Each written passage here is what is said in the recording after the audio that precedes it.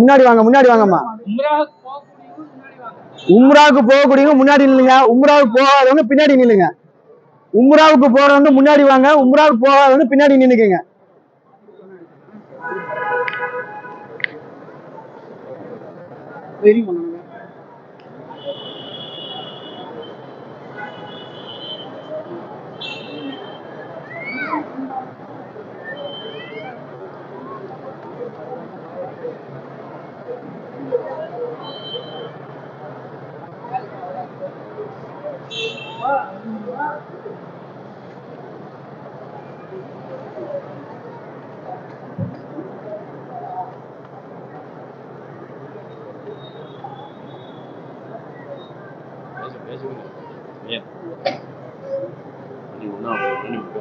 கொஞ்சம் முன்னாடி வந்துருங்க. அது வழியில பாதையில நிக்காதீங்க, முன்னாடி வந்துருங்க.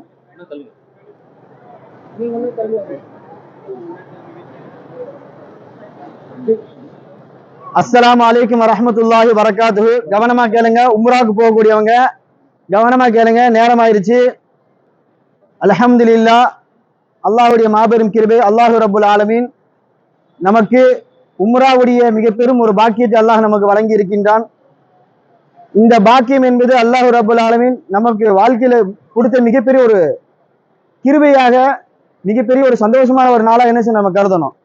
உலகத்துல எத்தனையோ மக்கள் வாழ்ந்துகிட்டு இருக்கிறாங்க. உலகத்துல எத்தனையோ மக்கள் வாழ்றாங்க. கோடிக்கணக்கான மக்கள் இருக்கிறாங்க. அதுக்கு மத்தியில அல்லாஹு ரப்புல் ஆலமீன் நம்மள அந்த இடத்துக்கு அழைச்சிட்டு போறான்னு சொன்னா நம்ம பாக்கியசாலிகள் தான். உண்மையிலேயே யாருங்க? நம்ம எல்லாரும் பாக்கியசாலிகள் தான். உலகத்துல சொத்து சகம் இருக்கலாம், பணம் பதவி இருக்கலாம், அது சிறந்த பாக்கியம் நமக்கு கிடையாது. அது சிறந்த பாக்கியமா? அது கிடையாது. நம்மளை விட்டு ஒரு நாள் பிரிஞ்சு போயிடும், அல்லது நம்ம அதை விட்டு பிரிஞ்சு போயிடுவோம். ஒண்ணு நாம் சேர்த்து வச்ச பணங்கள், சொத்து சுகம், நம்மளுடைய குடியிருப்புகள் ஒண்ணு நம்மளை விட்டு பிரிஞ்சு போயிடும், அல்லது அதை விட்டு நாம் பிரிஞ்சு செல்வோம். ஒரு நாள் அல்லது ஒரு நாள் அது நம்மளை விட்டு போயிடும். ஆனா நாம் செய்யக்கூடிய நல்ல அமல்கள் என்னங்க? நாளைக்கு மறுமை வரைக்கும் நம்ம கூட வரும். நாளைக்கு மறுமை வரைக்கும் நம்ம கூட வரும். அதுல குறிப்பாக காபத்துல்லா போய் பார்க்கிறது, ஸல்லல்லாஹு அலைஹி வஸல்லம் அவங்களுக்கு சலாம் சொல்றது, இந்த பாக்கியம்லாம் மிக சிறந்த ஒரு பாக்கியம். இதுல உம்ரா செஞ்சவங்களும் இருக்கிறீங்க, ஹஜ்ஜி செஞ்சவங்களும் இருக்கீங்க, புதுசா போகக்கூடிய நபர்களும் இருக்கீங்க. அப்போ நம்ம ஹதீஸை பத்தி நம்ம கேள்விப்பட்டிருக்கோம், ஸல்லல்லாஹு அலைஹி வஸல்லம் உடைய வரலாறை கேள்விப்பட்டிருக்கோம். இப்ப மதீனாவுக்கு நம்ம நேரடியா போகும் பொழுது அதனுடைய உணர்வுகளை நம்ம என்ன செய்யணும்? உணரணும். ஏதோ போனோம், பார்த்தோம், வீடியோ எடுத்தோம், போட்டோ எடுத்து வந்துடக்கூடாது. அங்க போய் நிற்கும் பொழுது நான் உண்மையிலே நபி ஸல்லல்லாஹு அலைஹி வஸல்லம் பக்கத்துல நிக்கிறேன் என்பது அந்த உணர்வு உள்ள கொண்டு வரணும். இல்லாட்டி நம்ம காசு பணத்தை செலவழிச்சு போக வேண்டிய அவசியம் கிடையாது. அதுக்கு நம்ம நிம்மதியா வீட்டுல இருந்துட்டு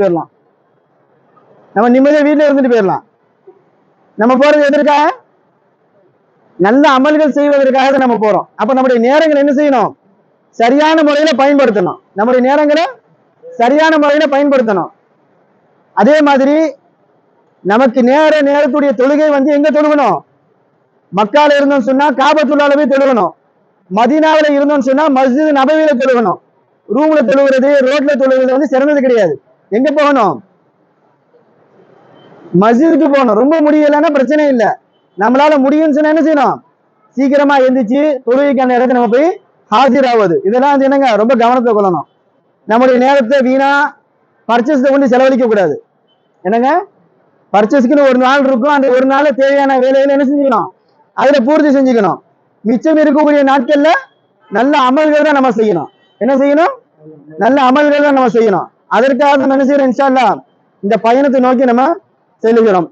இந்த சஃபர் என்பது ஸல்லல்லாஹு அலைஹி வஸல்லம் சொன்னாங்க, நரகத்துடைய ஒரு துண்டு மாதிரி. பிரயாணம் சஃபர் என்பது என்னங்க? நரகத்துடைய ஒரு பகுதி, ஒரு துண்டு மாதிரி. அது நரகம் எப்படி இருக்கும்? சந்தோஷமா இருக்குமா? சிரமம் இருக்கும், கஷ்டங்கள் இருக்கும். அதனாலதான் பிரயாணத்துல கேட்கக்கூடிய துவாக்கள் கபூலாகும். நம்ம என்ன செய்யணும்? பிரயாணத்தை பராக் பார்த்துக்கிட்டே இருப்போம். பிரயாணத்துல ஸல்லல்லாஹு அலைஹி வஸல்லம் சொன்னாங்க, துவாக்கள் கபூலாகக்கூடிய நேரம். அப்ப பிரயாணத்தை என்ன செய்யணும்? இன்ஷா அல்லாஹ் அதிகமாக துவா செஞ்சுக்கிட்டே இருக்கணும். அதே மாதிரி பிரயாணத்தில் அல்லாஹ்வுடைய அடியார்கள் சிரமத்துல இருப்பாங்கன்னு சொல்லி அல்லாஹ் என்ன செய்யறான்? 4 ரக்காத்து தொழுகக்கூடிய தொழுகை 2 ரக்காத்தை மாத்தி கொடுக்குறான். அப்ப பிரயாணம் என்பது சின்ன சின்ன சிரமங்கள் இருக்கும். அதெல்லாம் யாருக்காக சகிக்கணும்? இப்ப இங்கேயே திருச்சியில இருந்து வந்தவங்க இருப்பீங்க, மயிலாடுதுறையில இருந்து வந்தவங்க இருப்பீங்க, ஒவ்வொரு ஊர்ல இருந்து வந்திருக்காங்க. எப்படி இருந்துச்சு சஃபரு? என்னத்தான் பிஎம்டபிள்யூ கார்ல வந்தாலும் சரி, ஆடி கார்ல வந்தாலும் சரி, எந்த கார்ல வந்தாலும் சரி, என்ன இருக்குங்க, ஏதாவது ஒரு வகையில சின்ன சின்ன சிரமங்கள் இருக்கதான் செய்யும். பிரயாணம் என்பது அதுதான். வீட்டை விட்டு நீங்க காலை எடுத்து வெளியே வச்சிட்டீங்கன்னா உங்க சொகுசு வாழ்க்கை எதிர்பார்க்க முடியாது. தன்னுடைய வீட்டை விட்டு என்னங்க வெளியே வந்தாச்சுனாலே சொகுசு வாழ்க்கை என்ன செய்ய முடியாது, எதிர்பார்க்க முடியாது. நம்ம சொந்த அண்ணன் வீட்டுக்கு போனாலும் நம்முடைய சொந்த வீட்டுடைய ஃபீலிங் அங்க உணர முடியாது.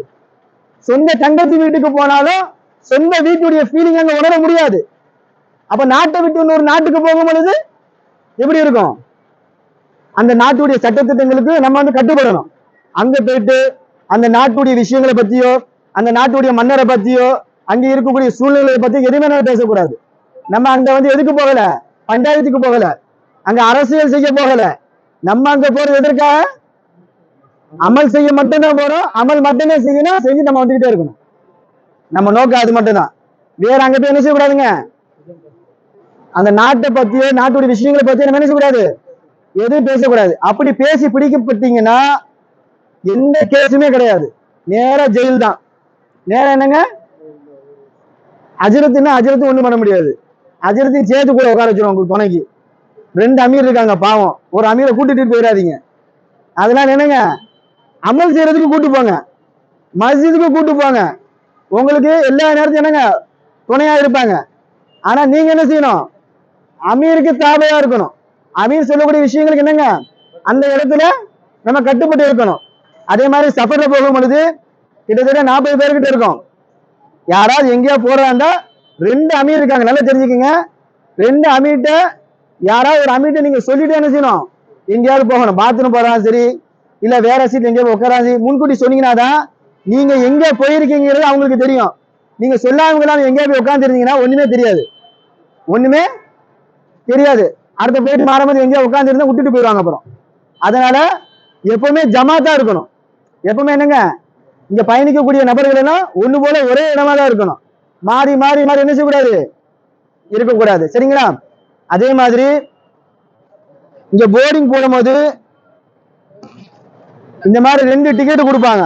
என்னங்க, இந்த மாதிரி என்னங்க நல்லா கவனிச்சுக்கீங்க, இந்த மாதிரி 2 டிக்கெட் கொடுப்பாங்க. சரிங்களா? ஒரு டிக்கெட்டு சென்னையில இருந்து மஸ்கட்டுக்கு, இன்னொரு டிக்கெட்டு மஸ்கட்ல இருந்து ஜித்தாவுக்கு. சரிங்களா? இந்த டிக்கெட்டை பத்திரமா வச்சுக்கணும். இதுல என்ன செய்வாங்கன்னா ஒரு சின்ன பார்கோட் ஸ்டிக்கர் ஒன்று ஒட்டி கொடுப்பாங்க. அது எதுக்குன்னா உங்க லக்கேஜுக்கு உண்டான ஆதாரம், உங்க லக்கேஜுக்கு உண்டான அது ஆதாரம். அந்த பார்கோட் ஒட்டின பிறகு என்ன செய்யணும்னா எடுத்து உங்க ஹேண்ட் பேக்குள்ள வச்சுக்கணும். ஏன்னா சம் டைம்ல இந்த டிக்கெட் என்ன செய்வாங்கன்னா இப்படி பிச்சு கொடுப்பாங்க.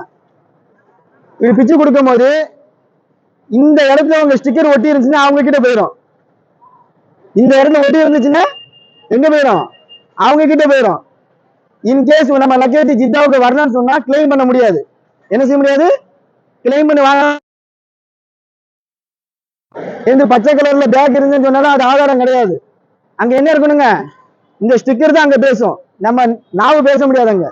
அங்க என்ன பேசணும், இந்த ஸ்டிக்கர் தான் பேசும். அதனால அந்த ஸ்டிக்கரை கொடுக்கும் போது எடுத்து பத்திரமா பேக்குள்ள வச்சுக்கணும். சரிங்களா? அதே மாதிரி பிளைட்டுக்குள்ள போன பிறகு யார் யாருக்கு எங்கெங்க சீட் இருக்கும் போது அந்த சீட்டு தான் உட்காரணும். என்னங்க, யார் யாருக்கு எந்தெந்த சீட் நம்பர் கொடுக்குறாங்களோ முதல்ல அதுல போய் உட்காந்துடணும். அதுக்கு பிறகு என்ன செஞ்சுக்கணும், பிளைட் மூவ் ஆன பிறகு நீங்க உங்களுக்குள்ள பேசி சீட்டை மாத்திக்கலாம். நம்ம போன உடனே பஞ்சாயத்து பண்ணிட்டு இருந்த சீட்டுக்கு பின்னாடி வரக்கூடியங்க அப்படின்னு நின்றுகிட்டே இருப்பாங்க. எவரோஸ்ட் திட்டின பிறகு அப்புறம் நம்ம உட்காருவோம். அது திட்டத்துக்கு முன்னாடியே உட்காந்துடணும். ஏன்னா நம்ம பிரயாணத்துல இருக்கும் போது நம்ம இங்க இருக்கக்கூடிய மக்கள் எல்லாம் எப்படி பார்ப்பாங்கன்னா, புனித யாத்திரைக்காக போறாங்க, புனிதமான மக்கள் நினைப்பாங்க. அங்க போய் நம்ம எப்படி இருப்போம், விண்டோ சீட்டுக்கு சண்டை போட்டு இருக்கணும். அப்படிதானே? யாருக்கு எந்த சீட்டு கிடைக்குதோ முதல் அந்த சீட்டை உட்காருங்க, பிஸ்மில்லாஹ் தவக்கல்னு சொல்லிட்டு முதல் துவா ஓதிட்டு பயணத்தை ஆரம்பிக்கணும். என்ட்ரன்ஸ்லயே என்ன இருக்கக்கூடாது, சலசலப்பு இருக்கக்கூடாது. என்ட்ரன்ஸ்லயே சலசலப்புகள் இருக்கக்கூடாது. அதே மாதிரி சிலவங்களுக்கு புதுசா போகும்போது வாமிட்டிங் வர மாதிரி இருக்கும். உங்களுடைய சீட்டுக்கு முன்னாடியே இந்த மாதிரி பை இருக்கும். உங்களுடைய சீட்டுக்கு முன்னாடியே இந்த மாதிரி என்னங்க பை இருக்கும். சரிங்களா? வாமிட் வந்தாலும் சரி, இல்ல எச்சி வந்தாலும் சரி, உடனே என்ன செஞ்சுக்கணும், முன்னாடி இருக்கக்கூடிய இந்த பைய கிழிச்சு அதுல என்ன செஞ்சுக்க வேண்டியதான், பக்கத்து இருக்க மேல எடுத்துடக்கூடாது. பக்கத்து இருக்க மேல எடுக்கக்கூடாது. இந்த கவரை ஃபர்ஸ்ட் கையில எடுத்து வச்சுக்கணும். சிலவங்களுக்கு பிரயாணம் ஒத்துக்காது, ஒரு மாதிரி இருக்கும் புதுசா போவங்களுக்கு. அதனால இந்த கவர் என்னங்க முதல்ல கையில எடுத்து வச்சுக்கோங்க, சரிங்களா? அமீர் உங்களுக்கு இன்ஷால்லா எப்படி வழிகாட்டுறாங்களோ அதன் பிரகாரம் இன்ஷால்லா நடந்துக்குங்க. அல்லாஹ் நம்முடைய சஃபரை லேசாகணும் இன்ஷா அல்லாஹ். மதீனாவுக்கு போங்க, செலவாத்துகள் அதிகமா ஓதிட்டு போவோம் இங்க இருந்து இன்ஷா அல்லாஹ். அதுக்கடுத்து மக்காவுக்கு போவோம், உம்ரா செய்வோம். எப்படி நம்ம நாட்டில இருந்து போறோமோ அதே மாதிரி இன்ஷா அல்லாஹ் அல்லாஹ் ரப்பல் ஆலமீன் நம்முடைய அனைத்து பயணங்களையும் இலகுவாக்கி லேசாக்கி சிறப்பான முறையில உம்ராவை முடிச்சு தன்னுடைய நாட்டுக்கு இதே மாதிரி திரும்பி வரக்கூடிய பாக்கியத்தை அல்லாஹ் ரப்பல் ஆலமீன் நம் அனைவருக்கும் தந்தல்வானாக. அமீருடைய இத்தாஅத்து மிக முக்கியமான ஒன்று. அமீருடைய இத்தாஅத்து மிக முக்கியமான ஒன்று. உங்களுக்கு என்ன தேவை, ஏதாவது பிரச்சனைனா யார்கிட்ட சொல்லணும்? பக்கத்துல இருக்கிற சொல்லணும், அப்படிதானே? உங்களுக்கு ஏதாவது ஒரு பிரச்சனை, ஏதாவது வேணும், ஏதாவது சிரமம் யார்கிட்ட சொல்லணும்? ஜி இங்க பாருங்களேன் இந்த மாதிரி இருக்கு, பக்கத்துல சொன்னாதான் அவங்களுக்கு சரி பண்ணி கொடுப்பாங்க, அப்படிதானே? அமீர் கிட்ட சொல்லணும். உங்களுக்கு தண்ணி இல்லையா, ஏதாவது பிரச்சனையா யாருக்கிட்ட வரணும்? அமீர் கிட்ட சொல்லணும். அமீருடைய ரெண்டு அமீருடைய பேரு, ரெண்டு அமீருடைய நம்பரு உங்களுடைய குரூப்ல போட்டிருக்கோம். குரூப்ல யாருடைய நம்பர் இல்லைன்னு சொன்னா இப்பயே சொல்லுங்க, சேர்த்து வச்சிருவோம். எந்த குரூப்லயும் ரெண்டு அமீர்லாம் இருக்க மாட்டாங்க. மூணாவது நான் பெரிய ஆஜியார் வேற இருக்கிறாங்க இன்ஷா அல்லாஹ். என்னங்க, எந்த குரூப்லயும் ரெண்டு அமீர்லாம் போட்டு அனுப்ப மாட்டாங்க. உங்களுக்கு ரெண்டு அமீர் அல்ஹம்துலில்லாஹ் சிறப்பான முறையில இருக்காங்க. ரெண்டு பேருமே தங்கமானவங்க இன்ஷா அல்லாஹ். நீங்க தான் தங்கத்தை பாதுகாத்துக்கணும். தங்கத்தை தொலைச்சிடக்கூடாது. தங்கத்தை என்ன செய்யணும்? பாதுகாத்து வச்சுக்கணும். தங்கத்தை என்ன செஞ்சக்கூடாது? எங்கேயாச்சுக்கு காணாக்கிடக்கூடாது, காணாக்கிட்டு தேடக்கூடாது. அதனால பாதுகாக்க வேண்டியது உங்க கடமை. அது உங்க கூட இருக்கும். ஆனா பாதுகாக்க யார் கடமை? உங்க கடமை. அமீர் சாப் 40 பேர் முன்னாடி என்னங்க தேடிட்டு அடைய முடியாது. ஆனா 40 பேரும் அமீர் சாப் கரெக்டா ஃபாலோ பண்ண முடியும். 40 பேரும் ஒரே இடத்துல அமீரை ஃபாலோ பண்ணுவோம். ஃபாலோ பண்ணலாமா இன்ஷா அல்லாஹ்? ஃபாலோ பண்ணலாமா இன்ஷா அல்லாஹ்? அல்ஹம்துலில்லாஹ் எல்லா விஷயங்களும் கேட்டோம், புரிஞ்சுச்சா எல்லாத்துக்கும்? இன்ஷா அல்லாஹ் செய்வோமா? சாப்பாடு யதுல்லாஹி ஜமஆ நபி ஸல்லல்லாஹு அலைஹி வஸல்லம் சொன்னாங்க, ஒற்றுமையா இருக்கக்கூடிய கூட்டத்துல தான் அல்லாஹ்வுடைய உதவி இருக்குன்னாங்க. ஒற்றுமையா இருக்கக்கூடிய கூட்டத்துல. ஒற்றுமைனா என்னங்க? ஒரே சிந்தனை, ஒரே கவலை, இது ரெண்டும் தான் ஒற்றுமை. ஒரே சிந்தனையில இருக்கணும், ஒரே கவலையில இருக்கணும். நம்மளுக்கு என்னங்க கவலை? எல்லாத்துக்கும் போய் லட்சக்கணக்கில் சம்பாதிக்கணும்னு கவலை இருக்கா? நிச்சயமா கிடையாது. சம்பாதிச்ச காசை, ஹலாலான காசை அல்லாஹ்வுடைய பாதையில செலவு பண்றோம். இது எவ்வளவு பெரிய பாக்கியம்! இது அல்லாஹ் அந்த மனசை கொடுத்தனால நம்ம என்ன செய்யறோம்? சம்பாதிச்ச காசை அல்லாஹுக்கு பிடிச்ச பாதையில அல்லாஹ்வுடைய வீட்டை தரிசிக்க நம்ம போறோம். இந்த காசை வச்சு இன்னும் என்னென்ன செஞ்சிருக்கலாங்க? உலக தேவைகளை, உலக விஷயங்களை போய் நம்ம தேடி சந்தோஷத்துக்காக பார்த்துருக்கலாம். அதுல என்னங்க கிடைக்கும்? ஒரு பிரயோஜனம் கிடைக்காது. போயிட்டு வருவோம், அதோட அந்த நினைவுகளோட மறந்துடுவோம். ஆனா இது அப்படி இல்லை. இது என்னங்க? ஒருத்தருடைய வாழ்க்கையை மாற்றும். ஒருத்தருடைய என்ன சொல்லுவாங்க, போயிட்டு வந்தோன்னே ஹஜ்ஜுக்கு போயிட்டு வந்திருக்காருங்க, உம்ராக்கு போயிட்டு வந்திருக்காருங்க அப்படின்னு அவங்கள எப்படி பார்ப்பாங்க? ஒரு புனிதரா பார்ப்பாங்க. அவங்க சொல்லக்கூடிய வார்த்தையை கவனிச்சு கேட்பாங்க. அவங்க சொல்லக்கூடிய வார்த்தையை கவனிச்சு கேட்பாங்க. இன்னொருத்தருடைய வாழ்க்கைக்கு மாற்றத்துக்கு காரணமா இருக்கணும் நம்ம. இஸ்லாமுடைய அழகு என்னங்க? இஸ்லாமுடைய அழகு என்னங்க? இஸ்லாம் கத்தியால் பரப்பப்படல. எந்த ஒரு போர்லையும் ஒரு நபரை என்ன செய்யல? இஸ்லாம் கத்தியை வைத்து நீங்க இஸ்லாத்துக்கு வரணும்னு சொல்லல. ஒழுக்கத்தால, குணத்தால தான் இஸ்லாம் பரவுச்சு. எதால பரவுச்சு? ஒழுக்கங்களாலும் குணங்களாலும். நபி ஸல்லல்லாஹு அலைஹி வஸல்லம் நம் முன்னாடி எல்லா விஷயங்களுக்கும் தீர்வை கொடுத்துட்டு போயிருக்காங்க. எப்படி பிரயாணம் செய்யணும், ஒரு ஜமாத் எப்படி கட்டுக்கோப்பாக இருக்கும், வியாபாரம் எப்படி செய்யணும், பிரயாணத்துல குறிப்பா என்னென்ன செய்யணும், என்னங்க செய்யணும்? அடுத்தவங்களுடைய புறம் பேசணும், அப்படியா? அப்படி செய்யவே கூடாது. 3 நபர்களுடைய துவா என்னங்க? ஒருபோதும் ரத்து செய்யப்படாது. யார் யாருங்க? பிரயாணி. ஏன்னு சொன்னா அவரு சிரமத்துல இருக்காரு. பிரயாணத்துல இருக்கிறவருக்கு தொழுகை எத்தனை ரக்காத்துங்க? 4 ரக்காத் தொழுகை, 2 ரக்காத் சலுகை.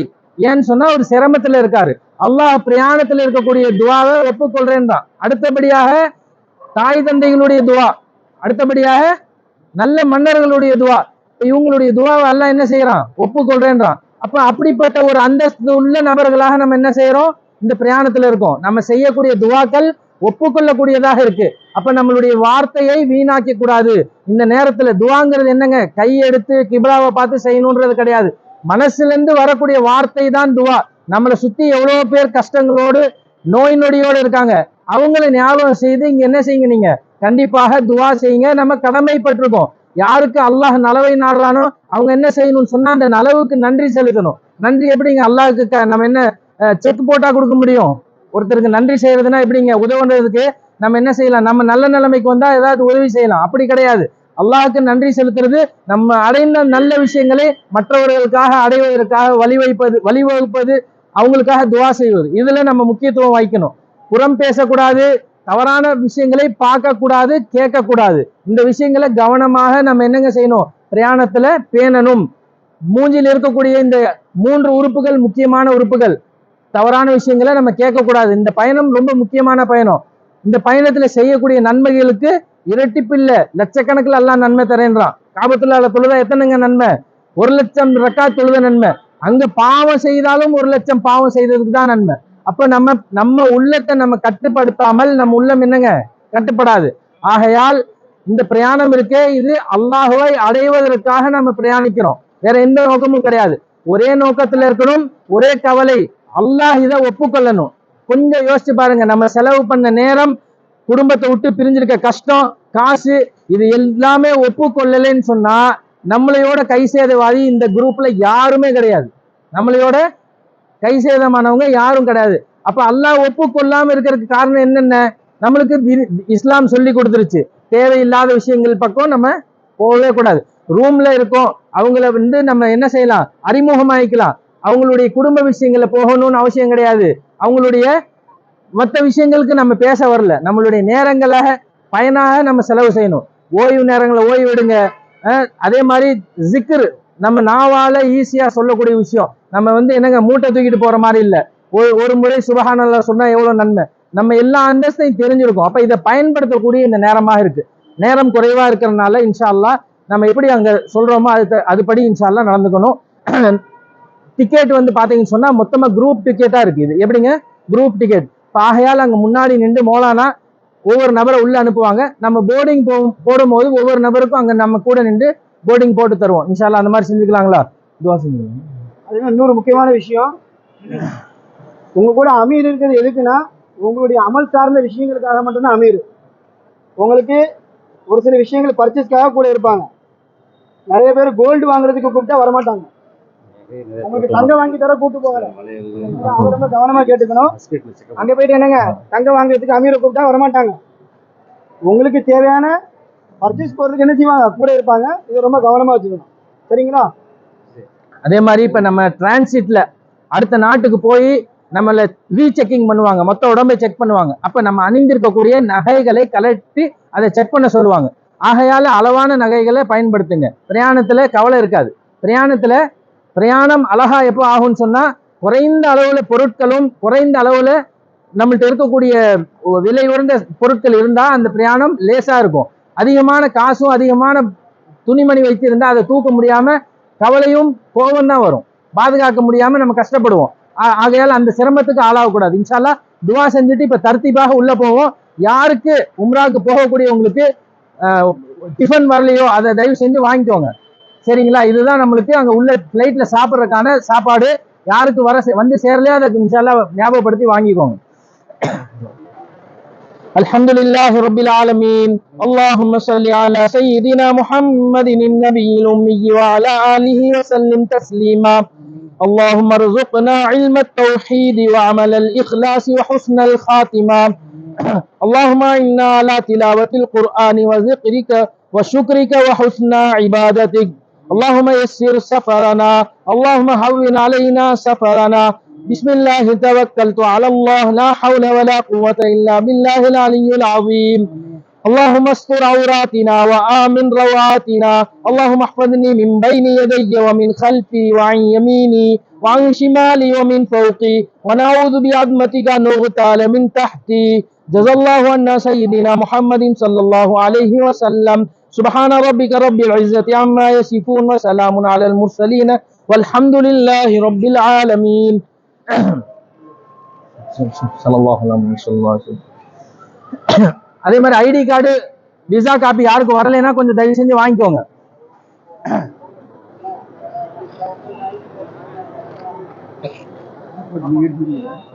ஆமா.